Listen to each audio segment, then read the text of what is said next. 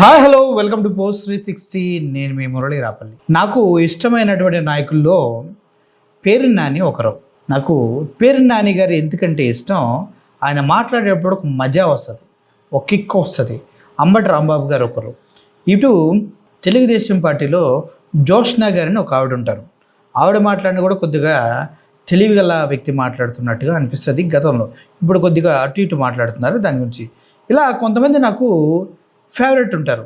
అలా ఫేవరెట్లో పేర్ని నాని గారిది మొదటి ప్లేస్ ఉంటుంది.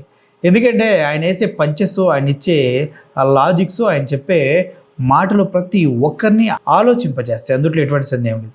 ఇప్పుడు నారా లోకేష్ గారి రేంజ్ ఏంటి అని మనం రియల్గా ఆలోచిస్తే, నారా లోకేష్ అనే వ్యక్తి ఒక ఎమ్మెల్యే, ఒకసారి ఓడిపోయి మళ్ళీ ఇంకోసారి గెలిచినటువంటి ఎమ్మెల్యే. నారా లోకేష్ ఒక ఎమ్మెల్యే రేంజ్, అంతే కదా. గతంలో ఎప్పుడు కూడా ఆయన ప్రజాక్షేత్రంలో గెలిచింది లేదు, ఇదే మొదటిసారి ఆయన గెలవటం. అంతకుముందు ఎన్నో దొంగతనంగా కొన్ని పదవులు ఇస్తే పార్టీ నాయకుడు వాళ్ళ నాన్నగారు కాబట్టి దాన్ని అనుభవిస్తూ మంత్రిగా కొనసాగారు. కానీ ఎప్పుడు కూడా ప్రజాక్షేత్రంలో ఓట్లు వేయించుకొని గెలిచింది లేదు. For the first time Mangalagiri నుంచి ఆయన గెలవడం జరిగింది. ఆయన ఏం చేస్తున్నారు, ఆయన శాఖ ఏంటి, ఆయనకి ఇచ్చిన పోర్ట్ఫోలియో, ఆయన శాఖ ఏంటి అంటే విద్యాశాఖ మంత్రి. మరి ఆయన విద్యాశాఖ మంత్రి అయి ఉండి అన్ని విషయాల్లో ఏళ్ళు ఎందుకు పెడుతున్నారు అనేది అందరూ అడుగుతున్నటువంటి విషయం. ఇప్పుడు వడ్డించేవాడు మనవాడైతే అది విద్యాశాఖలో ఉన్న, వేరే శాఖలో ఉన్న, ఏ శాఖలో ఉన్నా కూడా అందరూ కూడా అక్కడికి వచ్చి వాడి దగ్గరికి వచ్చి వడ్డిస్తారు. అలాగే తండ్రి ముఖ్యమంత్రి కాబట్టి అన్ని శాఖల్లో ఏలు పెట్టి స్వేచ్ఛగా కెలికే అవకాశం లోకేష్ గారికి ఉంది. అలాగే కెలుగుతూ ఉంటారు కూడా, తప్పులేదు. ఇప్పటి వరకు స్కూల్స్కి లోకేష్ గారు ఏమైనా చేశారంటే మీరు ఒకసారి ఆలోచించండి. గతంలో జగన్మోహన్ రెడ్డి గారు నాడు నేడు పేరుతో బాగు చేసిన స్కూల్స్కి వెళ్ళి అక్కడ ఈయనేదో చేసినట్టు అలా అలా 2 సార్లు తిరిగి అటెండెన్స్లు చూసి, అవి చూసి, ఇవి చూసి కొన్ని బిల్డప్లు, కొన్ని బిల్డప్ షాట్లు, కొన్ని ఓవర్ డైలాగ్ షాట్లు, కొన్ని మాట్లాడి రావడం తప్పించి స్కూల్స్కి జగన్మోహన్ రెడ్డి గారు చేసినట్టుగా లోకేష్ గారు ఏమైనా చేశారంటే జగమెరిగిన సత్యం ఏంటంటే nothing. He's done nothing for the schools అనేది అర్థం అవుతుంది. పైగా ఇప్పుడు జగన్మోహన్ రెడ్డి గారిని నేను డిబేట్కి పిలుస్తున్నా, రావట్లేదంట. నీ స్థాయికి జగన్మోహన్ రెడ్డి గారు రారు. నీ స్థాయి ఏంటి? ఆఫ్టర్ ఆల్ ఎవరే ఎమ్మెల్యే.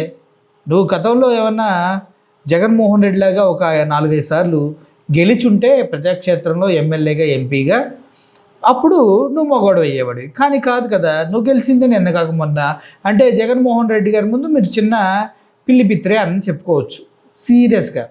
ఎందుకంటే ఆయన ఎంపీగా చేశారు, ఎమ్మెల్యేగా చేశారు. ఆయన ఓటమి ఎదగని వీరుల్లా ముందుకెళ్ళిపోతున్నారు. ఒకసారి రాష్ట్రానికి సీఎంగా కూడా చేసినటువంటి వ్యక్తి. అటువంటి వ్యక్తి నువ్వు పిలిస్తే రాడు కదా. ఇది కరెక్ట్ కదా. ఆయన స్థాయి ఏంటి? ఆయన స్థాయి నిజంగా చెప్పాలంటే చంద్రబాబు నాయుడు గారు కూడా కాదు. ఎందుకంటే చంద్రబాబు నాయుడు గారు అన్నిసార్లు గెలిచినా కూడా ఒక్క పథకం కూడా చంద్రబాబు నాయుడు గారు సొంతగా ఆయన ఆలోచనలతో పెట్టింది లేదు కాబట్టి ఆయన స్థాయి కూడా కాదు. రిఫార్మ్స్ ఏవైతే తీసుకొచ్చారో ఆ స్థాయిలో. ఓకే, మా నాన్న విజనరీ, మా నాన్న హైటెక్ సిటీ కట్టారంటే చరిత్రలో వేరే విధంగా ఉంది కథలు. అవన్నీ తర్వాత మాట్లాడుకుందాం. ముఖ్యంగా ఇప్పుడు పేర్ని నాని గారి గురించి మాట్లాడుతూ ఈ డబ్బా అంత ఎందుకు అనుకోకండి. పేర్ని నాని గారు నీ స్థాయికి నేనే ఎక్కువ లోకేష్, నీ స్థాయికి నేనే ఎక్కువ.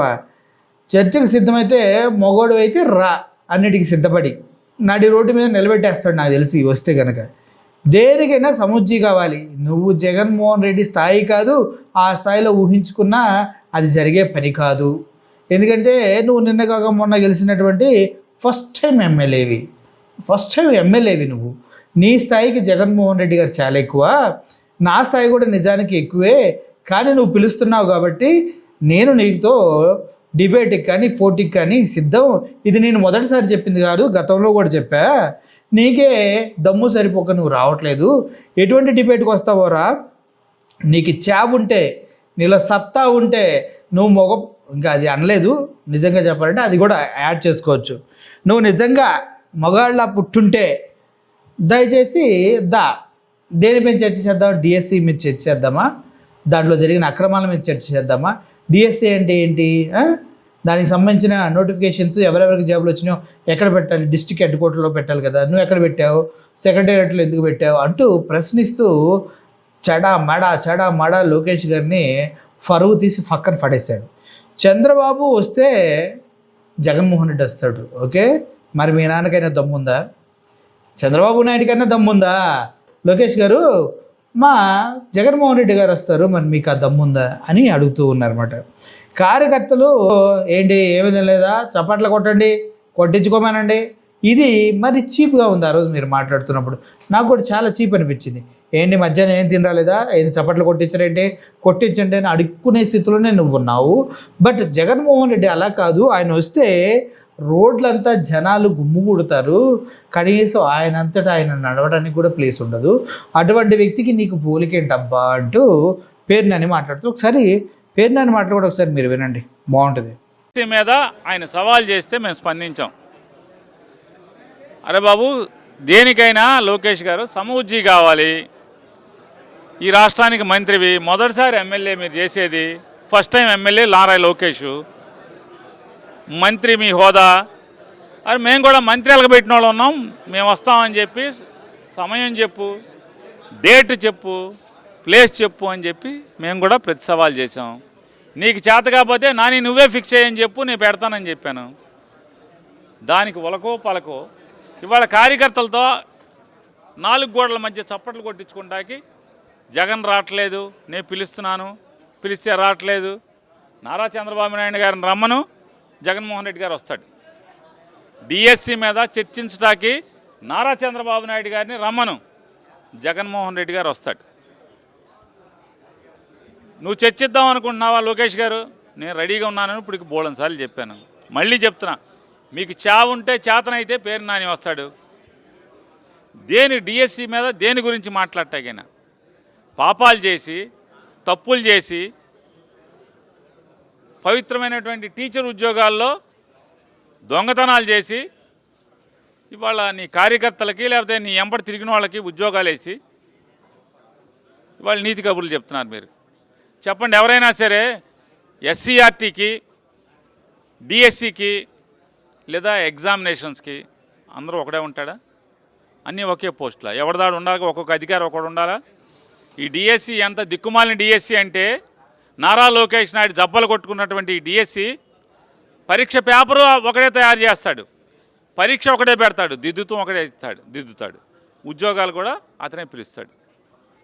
ఇది ఇంత డొల్ల కాదా అని అడుగుతున్నాను నేను. అంటే తప్పులు కప్పిపుచ్చుకుంటాకి అన్ని చేతుల్లో అన్ని పాత్రలో వాళ్ళే పోషిస్తారు, పైన కింద అన్ని చోట్ల. ఎక్కడ చెక్స్ అండ్ క్రాస్ చెక్స్ కూడా ఎక్కడ ఉండవు. లోకేష్ గారు చాలా స్పష్టమైనటువంటి ఛాలెంజ్ చేస్తున్నారు.